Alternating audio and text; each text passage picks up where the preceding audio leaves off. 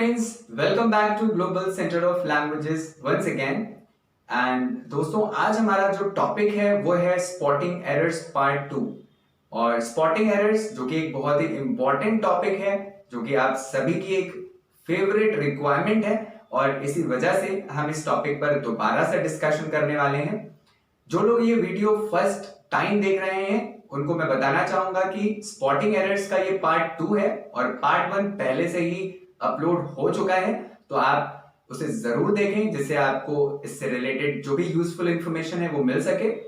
तो आज हम डिस्कशन करने वाले हैं स्पॉटिंग एरर्स की, जिसके जरिए हम नए रूल्स, आगे के रूल्स सीखेंगे। और अगर आप किसी भी कंपेटिटिव एग्जाम की प्रिपरेशन कर रहे हैं दोस्तों, तो ये 100% श्योर आपके लिए है कि ये आपके लिए बहुत ही यूजफुल है।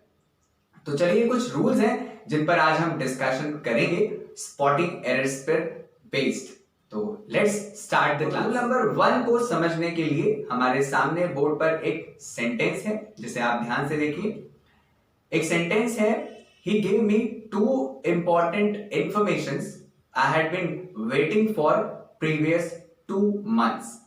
एक सेंटेंस ये है, और दूसरा सेंटेंस है, the sceneries of Kashmir is more beautiful than that of Darjeeling। तो कुछ इस तरह के सेंटेंसेस एग्जाम्स में आते हैं और आपको इन सेंटेंसेस में से एरर को ढूंढना होता है दोस्तों। इन सेंटेंसेस में एक एरर है जो कि नाउन बेस्ड एरर है, और वो एरर आपको जल्द ही समझ में आ जाएगी। दोस्तों यहां पर जो रूल लागू हो रहा है वो नाउन पर बेस्ड एरर से रिलेटेड है। कुछ वर्ड्स होते हैं जैसे scenery, poetry, information, machinery, evidence, equipment, so on. तो ये ऐसे नाउन्स होते हैं जो अनकाउंटेबल होते हैं, यानी कि आप इन्हें प्लूरल फॉर्म में कभी भी यूज नहीं कर सकते, यानी कि इनके साथ में कभी भी आप एस नहीं लगा सकते। तो अब हमारे लिए आसान हो गया है इन दोनों सेंटेंसेस में एरर को पहचानना। पहला सेंटेंस है, he gave me 2 important informations। पहले ही सेंटेंस में देखें तो यहां पर हम इंफॉर्मेशंस की बात कर रहे हैं, और जैसा कि इंफॉर्मेशन जो शब्द होता है it is an uncountable noun, जिसे आप कभी भी एस के साथ में यूज नहीं कर सकते। तो एरर यहीं पर है और हम इसे कई बार नजरअंदाज कर देते हैं। तो information can never be informations, remember. तो यहां पर एरर इंफॉर्मेशंस में थी, यानी कि सही आंसर होगा information. He gave me 2 important information I had been waiting for previous 2 months। इसी तरह से हमारा जो दूसरा सेंटेंस है वो है, the sceneries of Kashmir is more beautiful than that of Darjeeling। स्वाभाविक सी बात है, कश्मीर की वादियों की बात ही कुछ और है, लेकिन हमें भावनाओं में नहीं बहना है, हमें ग्रामेटिकल एरर को चेक करना है यहां पर। तो दोस्तों अगर आपको ये रूल समझ में आ गया है तो आप आसानी से चुटकियों में इस एरर को ढूंढ सकते हैं। द सीनरीज, यहां पर शब्द इस्तेमाल हो रहा है सीनरीज, और इसके बारे में हमें पता है कि सीनरी भी एक ऐसा नाउन है जो अनकाउंटेबल होता है, जिसे हम प्लूरल फॉर्म में यूज नहीं कर सकते। तो बस एरर यहीं पर है, झट से एरर को पकड़ लेना है हमें। सो सही आंसर हो जाएगा, the scenery of Kashmir is more beautiful then that of Darjeeling. तो दोस्तों ये था रूल नंबर 1। दोस्तों इसी तरह से चलिए बढ़ते हैं हमारे अगले रूल की तरफ, और अगले रूल को समझने के लिए फिर से हम एक सेंटेंस की मदद लेंगे। सेंटेंस कुछ इस तरह से है, he does not cut paper with blade but with scissor। और आपको इस सेंटेंस में एरर को ढूंढना है। सो दोस्तों मैं आपको बता दूं, जिस तरह से इससे पहले वाले रूल में आपको बताया गया कि कुछ नाउन्स ऐसे होते हैं जो हमेशा अनकाउंटेबल होते हैं, उनको हम कभी प्लूरल फॉर्म में इस्तेमाल नहीं करते।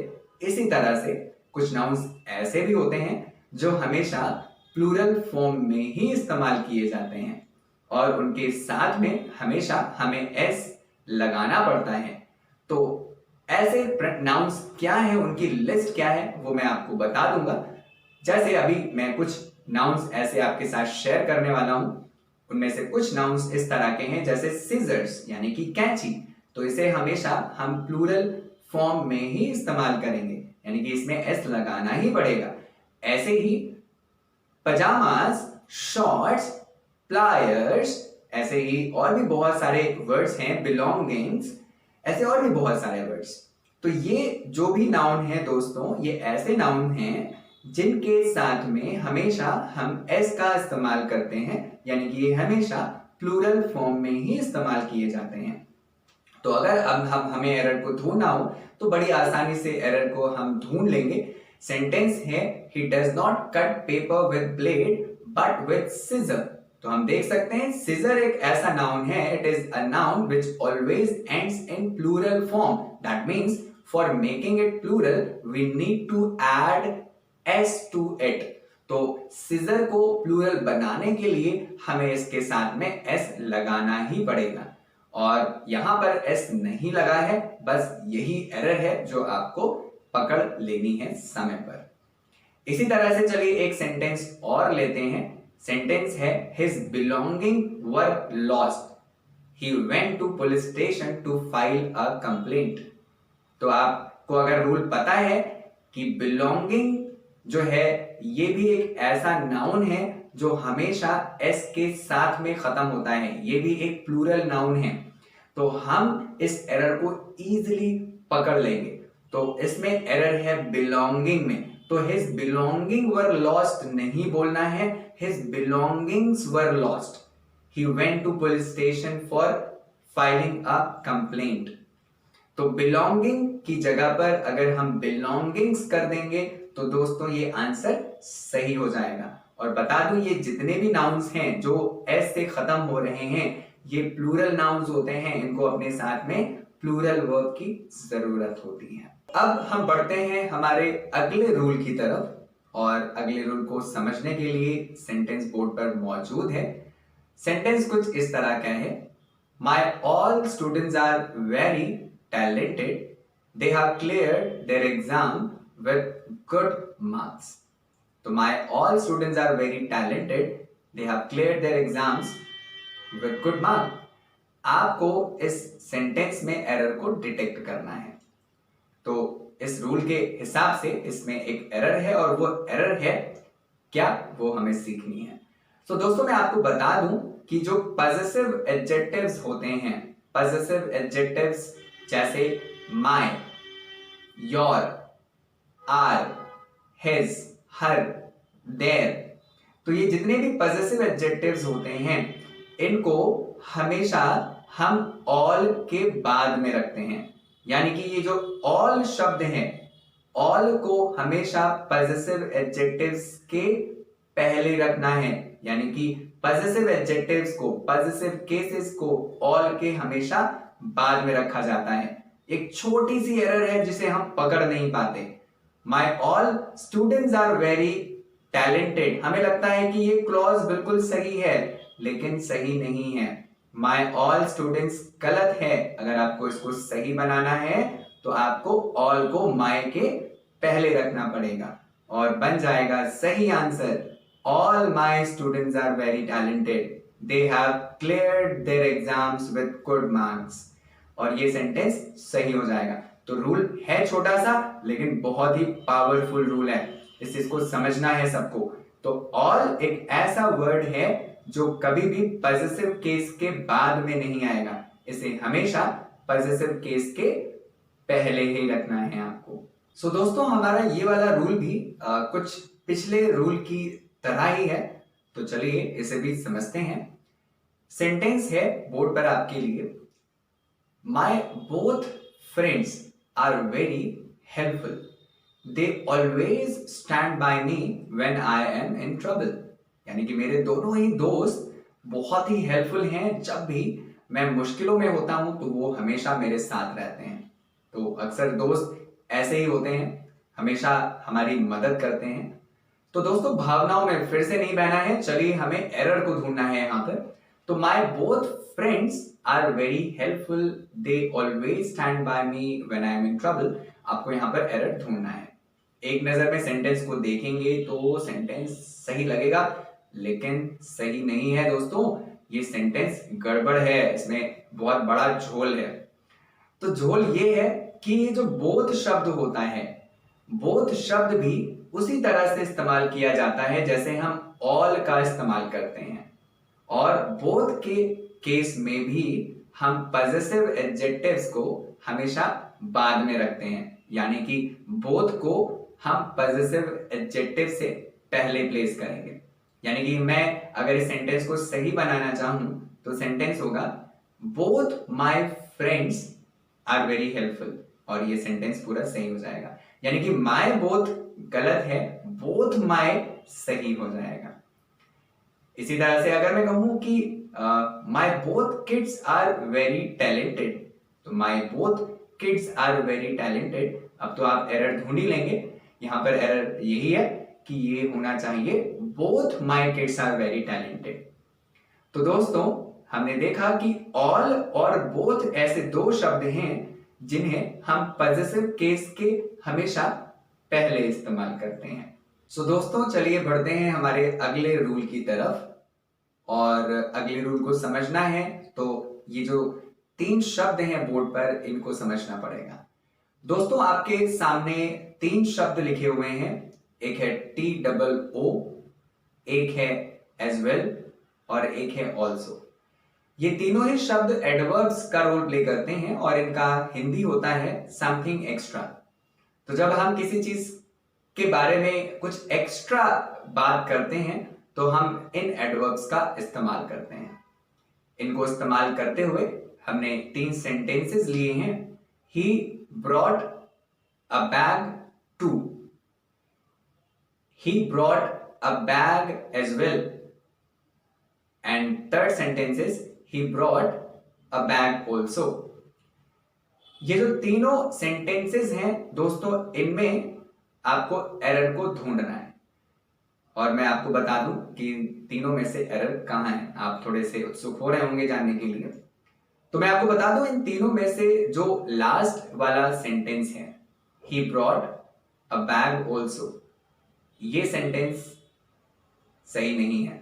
हाँ, और इसके पहले जो 2 सेंटेंसेस हैं जिसमें मैंने बोला he brought a bag too, he brought a bag as well, ये दोनों सेंटेंसेस सही हैं।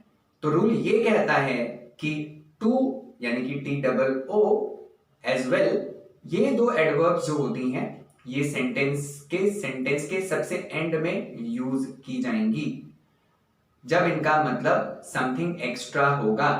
लेकिन जो ऑल्सो होता है इसे हम सेंटेंस के एंड में यूज नहीं करेंगे। अगर इसे आपको यूज करना ही है तो इसे मेन एक्शन से पहले यूज करें।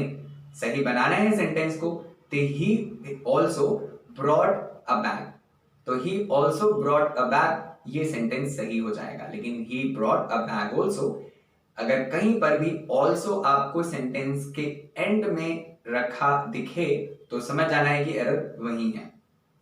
सो दोस्तों इसी तरह से चलिए टू से रिलेटेड कुछ और चीजें भी समझ लेते हैं।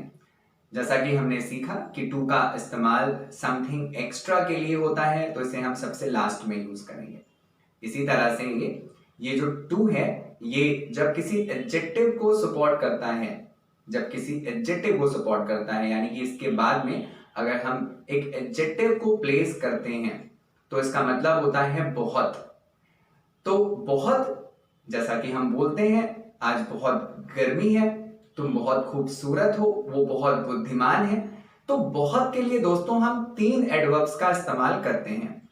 एक होता है TOO, एक होता है SO यानी कि सो, और एक होता है VERY यानी कि वेरी। तो अक्सर स्टूडेंट्स को कंफ्यूजन रहता है कि TOO को कब इस्तेमाल किया जाए, सो को इस्तेमाल कब किया जाए और वेरी को इस्तेमाल कब किया जाए। तो आज ये कंफ्यूजन दूर हो जाएगा आपका। दोस्तों ये जो TOO और SO होते हैं, सो, इनका इस्तेमाल हम एक ऐसे एडजेक्टिव को सपोर्ट करने के लिए करते हैं जो एक नेगेटिव सेंस दिखाता हो। नेगेटिव सेंस यानी कि एक ऐसा एडजेक्टिव जो नेगेटिव सेंस दिखाए। जैसे अगर एक सेंटेंस लिखा जाए ही इज टू इंटेलिजेंट, तो ही इज टू इंटेलिजेंट तो देखा जाए, या ही इज सो इंटेलिजेंट तो ही इज टू इंटेलिजेंट या ही इज सो इंटेलिजेंट। आप देख सकते हैं इस सेंटेंस में हम एडजेक्टिव इस्तेमाल कर रहे हैं, वो है इंटेलिजेंट। और इंटेलिजेंट एक अच्छा शब्द है, एक पॉजिटिव सेंस दिखाने वाला शब्द है, और हम इसके पहले टू का इस्तेमाल कर रहे हैं या सो का इस्तेमाल कर रहे हैं, जो कि टेक्निकली सही नहीं है। यानी कि सो और टू जो होते हैं ये एक नेगेटिव सेंस दिखाने वाले एडजेक्टिव को सपोर्ट करते हैं। यानी यहां पर आप टू और सो नहीं लगा सकते। अगर इसे सही बनाना है तो आप बोल सकते हैं ही इज वेरी इंटेलिजेंट। तो वेरी एक ऐसा एडवर्ब है जो पॉजिटिव और नेगेटिव दोनों तरह के सेंस दिखाने वाले एडजेक्टिव के लिए इस्तेमाल में लाया जा सकता है।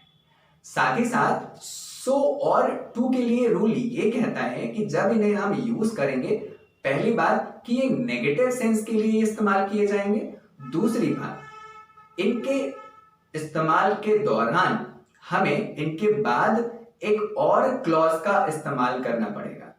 जैसे अगर मैं कहूं ही इज टू वीक, तो देखा जाए तो वीक तो नेगेटिव सेंस दिखा रहा है, तो ही इज टू वीक तो ये सेंटेंस आपको लगेगा कि सही है, क्योंकि वीक एक एडजेक्टिव है जो बता रहा है कि वो बहुत कमजोर है।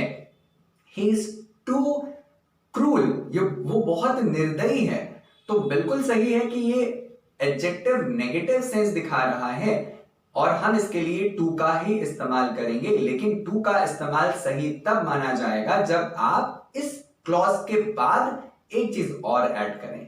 TOO too is always followed by infinitive to. तो इसको अगर करेक्टली इस्तेमाल कभी भी करना है तो आपको TOO को हमेशा इंफिनिटिव टू के साथ में यूज करना है। तो हम अगर सेंटेंस को ग्रामेटिकली करेक्ट बनाएंगे तो कुछ इस तरह के सेंटेंसेस बनेंगे। It is too hot to go outside, he is too weak to walk. तो आप देख सकते हैं TOO को हम टू इंफिनिटिव से सपोर्ट कर रहे हैं। दोस्तों इसी तरह से सो नाम की जो एडवर्ब है उसे भी हम यूज करेंगे, और इसके लिए भी एक रूल है कि so is always followed by that. तो सो के साथ में आपको दैट का इस्तेमाल करना है। तो अगर मैं कहूं कि इट इज सो हॉट, तो it's wrong. It is so hot that I can not go outside, now it is correct. तो सो को इस्तेमाल करते समय हम इसे दैट से फॉलो करते हैं। तो it is so hot that he can't go outside, the examination was so difficult that he could not solve it. So the exam was so difficult that he could not solve it. तो so is always followed by that. तो ध्यान रखेंगे TOO to is followed by to and so is followed by that. So दोस्तों ये था हमारा spotting errors से related video. उम्मीद करता हूं आज के जो रूल्स आपको पढ़ाए गए वो आपको समझ में आए और आपके लिए काफी इंपॉर्टेंट भी रहे। और इसी तरह से ऐसे बहुत सारे और रूल्स हैं जो हम लोग सीक्वेंस में पढ़ते चलेंगे, और उसके लिए आपको बस एक छोटा सा काम करना है। अगर चैनल को सब्सक्राइब नहीं किया है तो सब्सक्राइब करें। ध्यान रखें सब्सक्रिप्शन करते समय बेल आइकन को जरूर प्रेस करें ताकि टाइम टू टाइम आपको वीडियो के अपडेट्स मिलते रहेंगे। और अपने कमेंट जरूर समय समय पर ड्रॉप करते रहिए, उससे हमें काफी हेल्प मिलती है, हमें आइडिया मिलता है कि आपको कैसे क्या चीजें पढ़ाई जाएं। और अगर आपको वीडियो पसंद आया हो तो लाइक भी कर दें, हमें भी थोड़ी सी खुशी होगी। तो मिलते हैं इसी तरह से और नए रूल्स के साथ में जो कि आपकी स्पॉटिंग एरर की प्रॉब्लम को सॉल्व करेंगे। तब तक के लिए thank you so much for joining us today.